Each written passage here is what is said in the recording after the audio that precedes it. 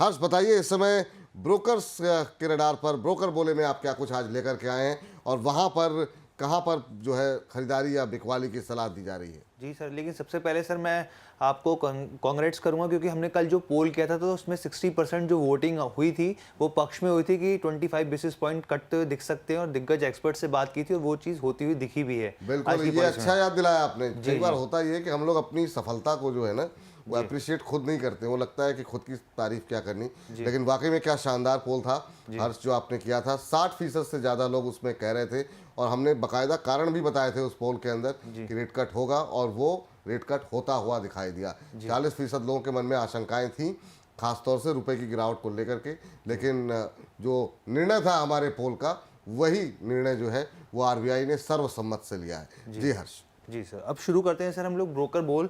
तो सबसे पहले देखिए यहाँ पर देश के सबसे बड़े बैंक एसबीआई की बात करते हैं, सरकारी बैंक की। एचएसबीसी की यहाँ पर रिपोर्ट आई है, होल्ड की इन्होंने सलाह दी और 800 का टारगेट दिया है।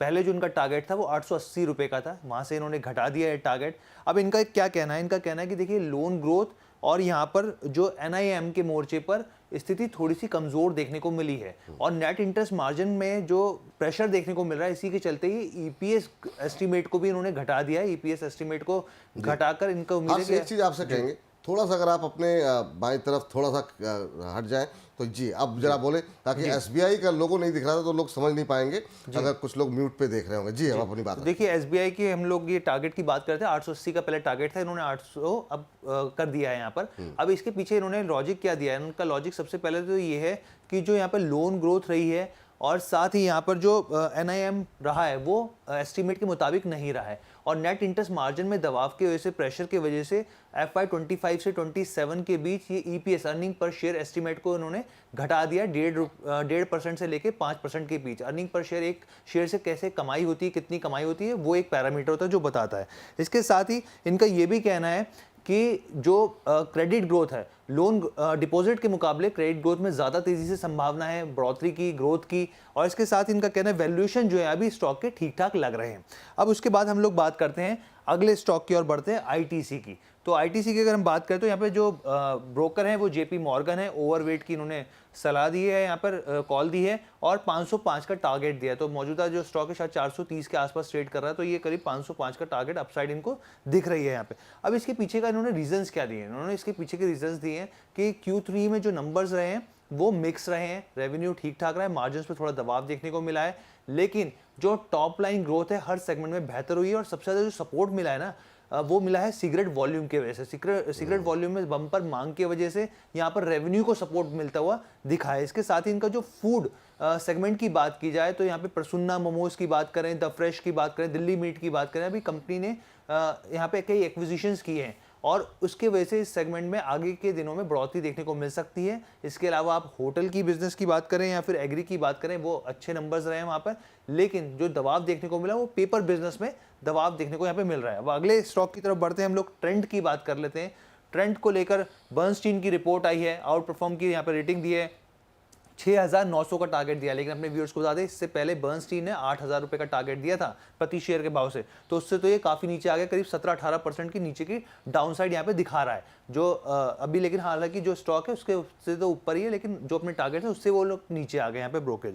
अब इन्होंने क्या कहा है, इन्होंने कहा नंबर तो उम्मीद के मुताबिक रहे हैं यहाँ पे, लेकिन कई चीज़ें हैं, कई पैरामीटर हैं जहाँ पे ध्यान रखना चाहिए। पहली चीज़, जिस तरीके से रिलायंस रिटेल जो चाइनीज़ ब्रांड है शीन के साथ आगे बढ़ रहा है, उससे कंपनी को कंपटीशन मिल सकता है। इसके अलावा इनका कहना है कि स्टोर एडिशन जो है वो एक पॉजिटिव चीज़ है, लेकिन उन्होंने ये भी कहा है कि जो एंटरप्राइज वैल्यू टू एबिटा है अभी स्टॉक की वो 42 टाइम्स है, जबकि दूसरी पीयर्स कंपनी की जो एंटरप्राइज वैल्यू टू एबिटा है वो करीब 36 है, यानी कि इनको थोड़ा सा स्टॉक जो है वो महंगा दिख रहा है। इस हिसाब से इन्होंने बात करी। अब अगले स्टॉक की बात कर लेते हैं, आखिरी की, इंडस टावर की।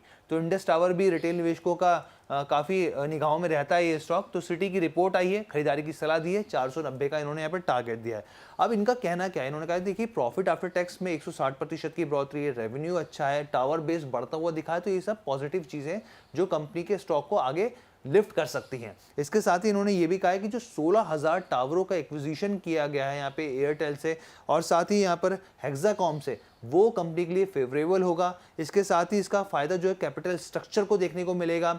इसके अलावा इन्होंने ये भी कहा है कि जो वैल्यूएशन है वो फिलहाल एकदम ठीक लग रहे हैं और क्वार्टर 4 में करीब 18 रुपये प्रति शेयर डिविडेंड की उम्मीद जताई जा रही है। ठीक, तो ये वो 4 कंपनियां हैं जिसमें कि एक है ब्याज दरों से सीधे प्रभावित होने वाली कंपनी एसबीआई। इसके अलावा जो बजट का ट्रेंड था उसमें 2 कंपनियां हमने बातचीत की, आईटीसी और ट्रेंड, जिसमें कि कंजम्पशन स्टोरी है, और इसके अलावा टेलीकॉम पैक पे बातचीत इंडस टावर को लेकर के। हमारे साथ अरुण जी मौजूद हैं। अरुण सर, बहुत सारी अंतर्राष्ट्रीय ब्रोकरेज रिपोर्ट को हमने खंगाला है और इन 4 शेयरों पे बात की है। मैं चाहूँगा कि इन पर आप थोड़ा सा प्रकाश डालें, क्योंकि जब तक हमारे अपने विश्लेषक मोहर नहीं लगाते हैं तब तक जो है कोई चर्चा पूरी नहीं होती है। ITC, trend, SBI, Indus tower, इनमें से सबसे ज़्यादा आपको कौन पसंद आ रहा है और क्यों पसंद आ रहा है? मुझे ट्रेंड अच्छा लगता है, क्योंकि ट्रेंड ने जो हाल ही में आप समझिए 12-18 महीने पहले एक जो नई ब्रांड लॉन्च की थी ज़ूडियो, उसने देश भर में एक क्रांतिकारी अप्रोच लाया है। अगर आप देखें, ये अफोर्डेबल सेगमेंट में इसने men's, women's, children wear launch किया और ये ट्रेंड का एक बहुत बड़ा कंट्रीब्यूटिंग सेक्टर बना है। इसको देखते देखते कई सारे और ब्रांड, लोकल ब्रांड, कुछ पैन इंडिया ब्रांड लॉन्च हो गए हैं और कपड़े का जो काम, जो एक वो कहते हैं ना, रोटी कपड़ा मकान, 3 एसेंशियल में से एक जो होता है, उसके अंदर में एक बड़ा दिलचस्प कंपटीशन हो गया, क्योंकि ट्रेंड और ज़ूडियो अच्छे ब्रांड्स हैं, उनको एक नेचुरल एडवांटेज मिलता है। तो ये जो है, मुझे कंपनी ये 4 में से सबसे अच्छी लगती है। दूसरी अगर आप बात करें, एसबीआई भारतवर्ष की सबसे बड़ी बैंकिंग नेटवर्क कही जा सकती है। इंटरेस्ट रेट के कम होने से आगे पीछे रेटों में एक कमी देखने को मिलेगी। ब्याज दर के कारण आप देखेंगे लेंडिंग रेट में भी कुछ गिरावट होगी और जो डिपॉजिट रेट है उसमें भी गिरावट होगी। इसका इमीडिएट बेनिफिट मिलेगा हाउसिंग सेक्टर को और ऑटो क्षेत्र में, जहां पे रेट सेंसिटिव होते हैं ये दोनों। और बजट में जो छूट मिली है लगभग 75-80 हज़ार रुपए की, इनकम टैक्स 12 लाख तक छूट होने की, इसका इम्पैक्ट और ये पॉजिटिव रेट कट का इम्पैक्ट, ये आपको कंज्यूमेबल गुड्स जो होते हैं, कंजम्पशन के ऊपर एक बड़ा एडवांटेज देखने को मिलेगा। लेकिन ये जो एडवांटेज है ये लार्ज कैप कंपनियों को मिलेगा। फिलहाल छोटे मझोले शेयर में थोड़ी सी दिक्कत बाकी है। ठीक सर, हर्ष, बहुत बहुत शुक्रिया हर्ष आपका आज की ये तमाम चर्चा में शामिल होने के लिए और अपनी महत्वपूर्ण जानकारी देने के लिए। तमाम रिपोर्ट्स जो है वो क्या कुछ कह रही हैं। बहुत बहुत शुक्रिया, बहुत बहुत धन्यवाद आपका।